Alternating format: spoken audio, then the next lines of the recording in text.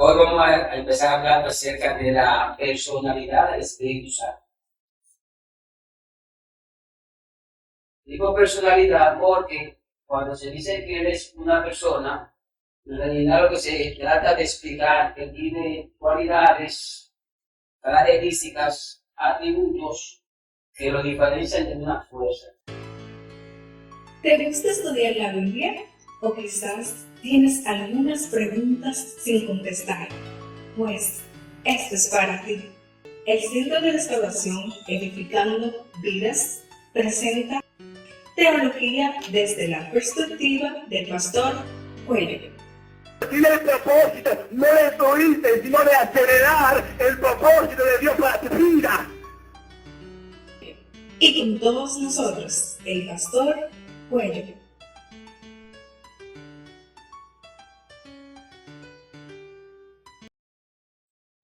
Hoy vamos a empezar hablando acerca de la personalidad del Espíritu Santo. Digo personalidad porque cuando se dice que eres una persona, en realidad lo que se trata de explicar que tiene cualidades, características, atributos que lo diferencian de una fuerza. Algunos lo han presentado que el Espíritu Santo es una fuerza. Sin embargo, a la luz de la Biblia vamos a ver una serie de elementos o características o cualidades que indican que él no es una fuerza, sino es una persona, o mejor dicho, que tiene personalidad. Se puede como generar la confusión cuando uno dice que él es una persona. Algunos pudieran pensar que uno se está refiriendo a que tiene un cuerpo físico. Por eso hablo de personalidad. ¿Se me puede decir una persona física?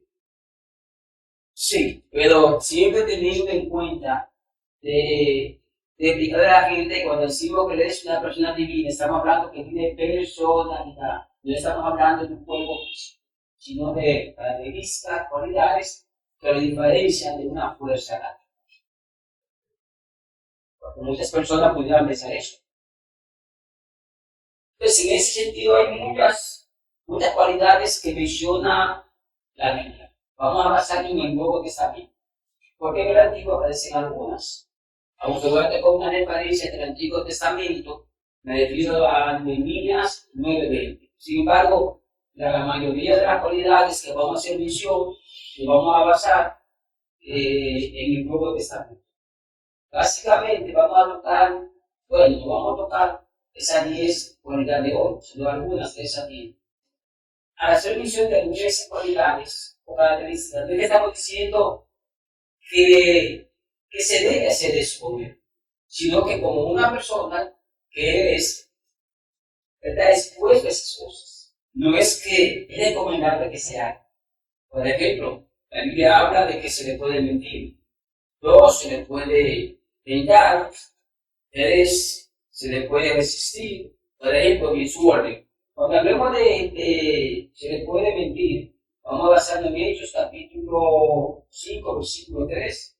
2, cuando hablemos de que se le puede tentar, Hechos 5:9. Cuando hablemos de que se le puede resistir, Hechos 7:52. Cuando hablemos de que él habla, vamos a basarnos en Hechos capítulo 13, versículo 2. Después de esas 4 cualidades que están en el libro de los Hechos, que aparecen más, por cierto, únicamente vamos a tocar esas 4, vamos a pasar a Romanos 15:30. Que indica de que él tiene amor. Si tiene amor, entonces obviamente tiene emociones. Y ahí está, por ejemplo, Gálatas capítulo 5, versículo 22, 23, que habla del fruto, y entre esos elementos del fruto menciona el amor. Entonces es indicativo de que él tiene emociones. Entonces en ese mismo orden vamos a pasar a 1 Corintios capítulo 2, versículos 10 y 11, que establece de que él tiene intelecto porque habla de la mente de Dios y que nadie conoció jamás las cosas de Dios sino el Espíritu Santo. Entonces en ese mismo orden vamos a seguir hablando ya en 1 Corintios, en el capítulo 13, versículo 11, que habla de que tiene voluntad. Porque ella habla de la repartición de los dones y dice que él los reparte como él quiere. Entonces eso indica que si es como él quiere, puede decidir.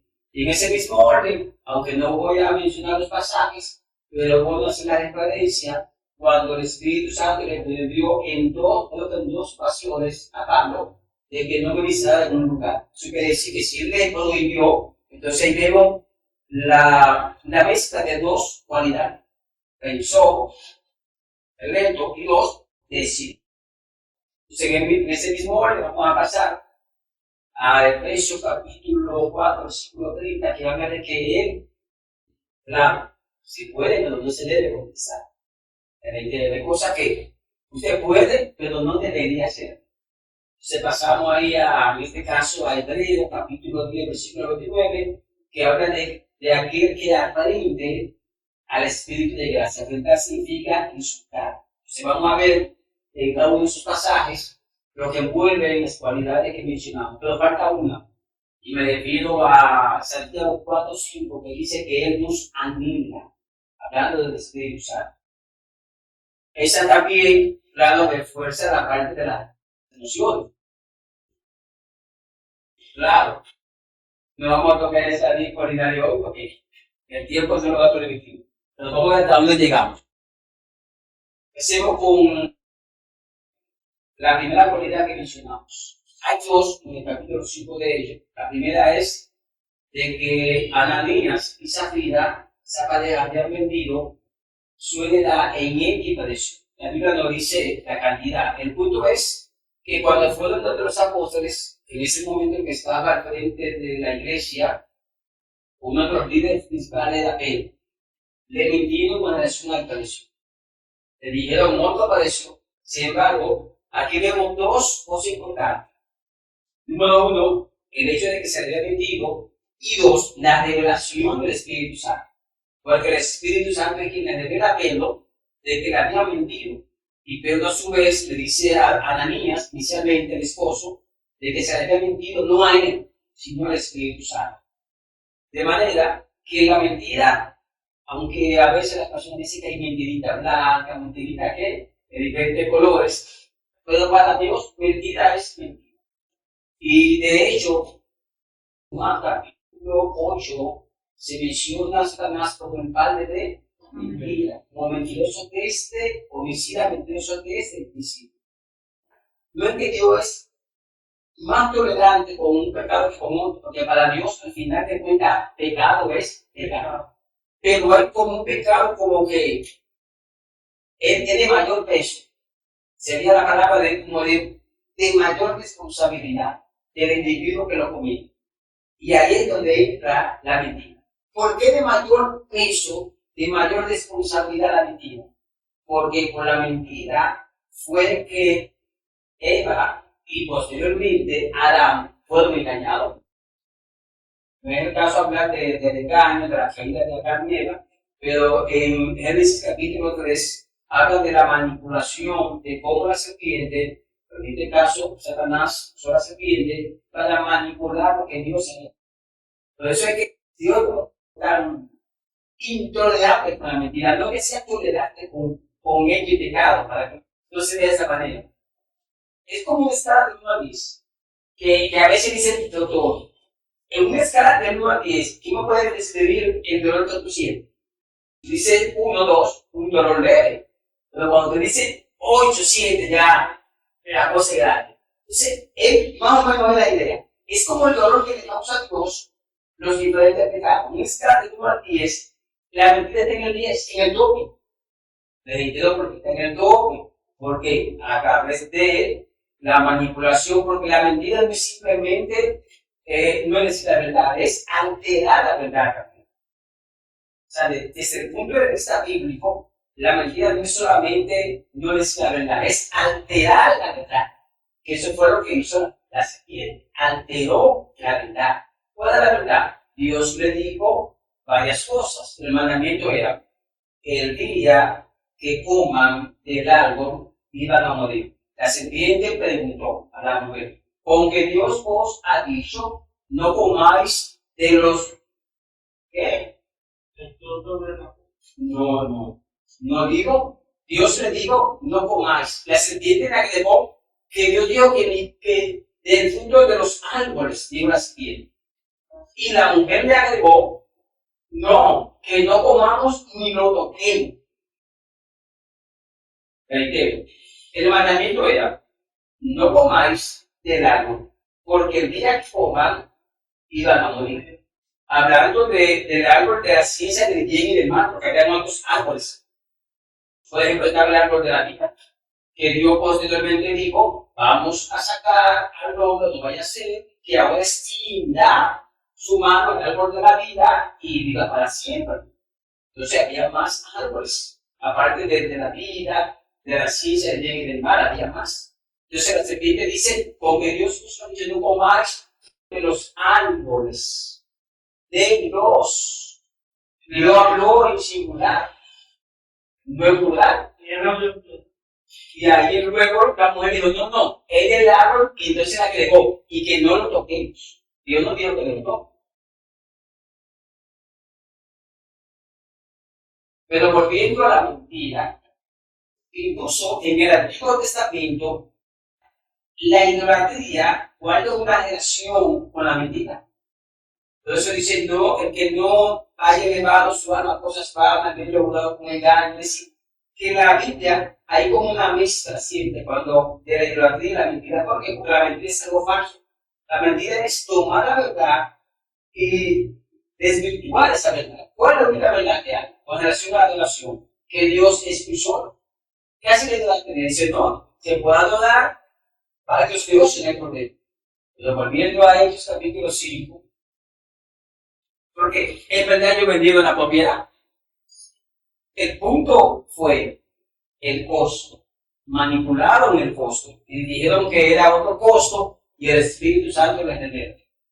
Importante esto porque reitero, Pedro le dice, ya en el versículo 3, que había mentido a quién. Al Espíritu. Entonces eso es importante que nos preguntemos. El pecado, independientemente, aunque el ser humano sea afectado, pero en realidad se pega contra Dios. Reitero, aunque el ser humano sea afectado, pero se pega contra Dios.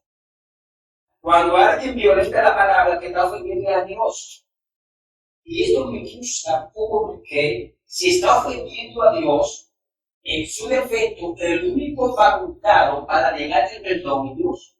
¿Qué sentido tiene que si está ofendiendo a Dios, la gente va a decir, no, porque el testimonio de la iglesia es que está ofendiendo a Dios?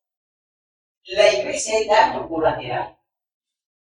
Reitero, cuando se comete una falta y la iglesia es afectada, la iglesia viene siendo un daño colateral. Porque inicialmente a que se ofendió fue a Dios. Entonces, es como causa y efecto.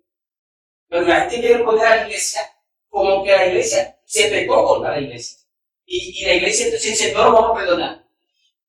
Que te ponen una lista y te saquen de la iglesia, porque tú pecaste contra la iglesia. Pero es que ningún individuo dentro del marco de las leyes divinas tiene contra la iglesia. Tiene contra Dios. Entonces a veces nosotros escuchamos cosas de la gente y uno dice, wow, Dios mío, pero ¿cómo avanzamos en eso? Sí, porque si Dios, que no tenga contra Dios directamente, Dios te perdona. Dios no perdonó a la niña, ¿sí? ¿Por qué no lo perdonó? Porque Dios lo mató. Y posteriormente, cuando llegó la esposa, también la esposa, porque primero fue una niña. Y después Safira, porque llega Safira, pero no le pregunta, entonces, ¿cuánto perdieron la edad? Y ahí entonces ella le cumplió el precio que le daba el esposo, porque se pusieron de acuerdo. Y pasó lo mismo con ella también, el Espíritu Santo la cumplió. ¿Por qué? Porque el Espíritu Santo conoce los corazones y sabía que tanto Ananías como Zafira no iba a haber arrepentimiento. Pero ¿en qué sentido tiene que si él sabe que va a haber arrepentimiento en una vida, para que lo va a matar? ¿Para qué lo va a matar? Pero como él conoce los corazones y conoce todas las cosas, que hablamos la semana pasada, sabe todas las cosas, él sabía que Ananías y Zafira no se iban a arrepentir jamás de eso. Y nosotros se componiendo ahí. Pero Dios no lo mató porque no mentira, no, porque no se iba a arrepentir de ese pecado. Pero hay diferencia, porque el que está claro en esto. ¿Usted se acuerda, mi hermano? hermano que quería comprar el don de Dios. Eso puede ser en Hechos 10. Antes de Hechos 10. En Hechos 3, 8. En cuanto al caso de Samaria. Pero le resistía Elimas, hermano, pues así se traduce su nombre. No fue ese. No fue. No hablo de ese. No, yo hablo de este hermano que él vio que cuando los apóstoles ponían las manos, recibían el don del Espíritu Santo. Ese fue Simón, sí, ese fue Simón. Hechos capítulo 8, versículo 17 dice, entonces les ponían las manos, recibían el Espíritu Santo. Cuando vio Simón que por la imposición de las manos de los apóstoles se daba el Espíritu Santo, les ofreció dinero, diciendo, dame también a mí este poder para que cualquiera que yo impusiera las manos reciba el Espíritu Santo. Entonces Pedro le dijo, tu dinero parezca contigo, porque has pensado que el don de Dios se tiene con dinero. Luego dice, no tiene parte ni suerte y demás, pero el punto es, ¿por qué el Espíritu Santo no lo mató? Porque esto fue prácticamente ahí, no tan cerca, pero no tan distante de lo que pasó con Ananías y Zafira. ¿De por qué no lo mató? Porque se iba a arrepentir después. Precisamente, ese es el detalle. Y aunque la Biblia no dice que después él se convirtió, pero él dice, lo que tengo que poder. Bueno, lo voy a leer. Voy a leer claro. Dice, no tienes tu parte ni suerte en este asunto, porque tu corazón no es recto delante de Dios. Arrepiéntete, dice Pedro, pues de esta tu maldad, y ruega a Dios, si quizás sea perdonado el pensamiento de tu corazón. Luego dice en el 24, dice, respondiendo entonces Simón, fíjese que respondió, digo, rogad vosotros por mí al Señor, para que nada de esto que habéis dicho venga sobre mí. Pero no le rompió una amargura de espíritu y en prisión. Pero le dijo, ruega por mí para que las cosas no pasen. ¿Y por qué no lo mató el Espíritu Santo? Porque estaba tratando de comprar el don de Dios con dinero. Porque ese fue un pecado también. Eso fue un pecado y contra el Espíritu Santo. Porque eso es lo que quería comprar el Espíritu Santo. Él era mago. Ya te venía, ese mundo de la magia, pensó que eso también puede decirlo con dinero. Así de simple. Contra Dios es que se pide, no es contra el hombre. Entonces, si Dios te perdona, ¿quiénes somos nosotros para retener el perdón de Dios para tu vida?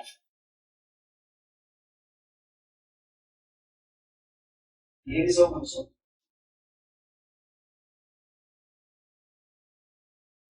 Ahora, por lo que estoy diciendo, vamos al principio, la mentira fue que provocó todo lo que digamos nosotros viviendo por la mentira entero. En la Biblia la mentira no es solamente decir lo que es verdad, es alterar la verdad. No voy a entrar en detalle de cómo la mentira altera la verdad de Dios, porque yo estoy hablando de elementos que tienen que ver con la personalidad del Espíritu Santo. Por eso no puedo detenerme en esos detalles. Eso es importante, pero no son parte directamente del tema. Una pregunta para que entonces cerremos nada más con la tentación, porque no vamos a tocar más elementos. ¿No hay pregunta? Ok. Entonces, hablemos de la tentación. Pero recuerden, todas esas cosas negativas que se le puede hacer no se debe hacer. Pero, como estamos tocando la personalidad, hay que mencionarla.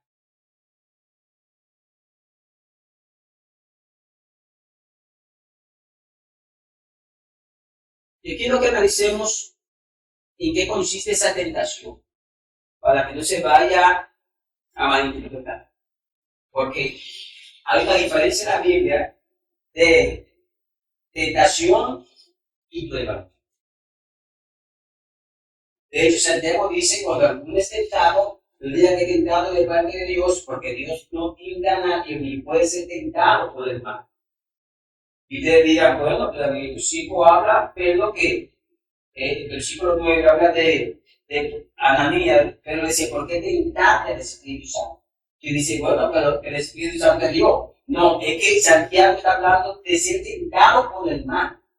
Y Pedro está hablando de otra cosa. Pedro lo que está diciendo es que con esa actitud, Ananías puso a prueba lo que es uno de los atributos del Espíritu Santo. Y que lo sabe todo. Por eso que Pedro dice, ¿por qué lo tentaste? ¿Por qué? Él lo sabe todo. Por eso que no está hablando de esa tentación a la tentación que nosotros conocemos, de hacer el mal. No, porque Dios no puede inclinarse al mal, porque su propia naturaleza depende el pecado, depende el mal. Por eso estoy separando las cosas. Porque puede ser que cuando alguien vea ahí, lea tentación, saca vida. Fue tentado el Espíritu Santo a hacer lo malo. No. Esa tentación consistía en tentar en el contexto de ver si el Espíritu Santo conocía todas las cosas. De hecho, Pedro habla de eso mismo, que Dios dice, como me tentaron vuestro padre en el desierto, era ese mismo tipo de tentación de Hechos capítulo 5, que lo va a tentar para hacer lo malo, sino me probaron. Que de hecho se lleva la palabra ideal, la traducción ideal, tanto en Hebreo 3 como en Hechos 5, debió ser probar, no tentar. Debería ser. Pero los traductores colocaron tentar. Si a mí me hubiera tocado hacerlo, para no generar confusión, yo me hubiera puesto probar es diferente. Probar es, déjame ver si él es Dios. Está probando, déjame ver si él lo sabe todo. A diferencia de tentar. 300 dice que no tentarás al Señor tu Dios, ¿no? A eso que se refiere. A probar a Dios, a dudar de Dios. ¿Cómo? Te voy a poner un ejemplo. Cuando el pueblo tenía hambre, que le gritó a Moisés, Dios le dice a Moisés, tiene que salgan todos los días a recoger pan que va a caer del cielo. ¿Cierto? Si tú lees la narrativa de ese milagro, Dios nunca dijo maná.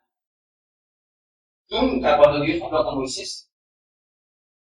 Posteriormente, el pueblo le pone maná y a partir de ahí encontramos en toda la Biblia maná. Pero cuando Dios inicialmente empieza a hablar con Moisés, Dios le llamó pan del cielo.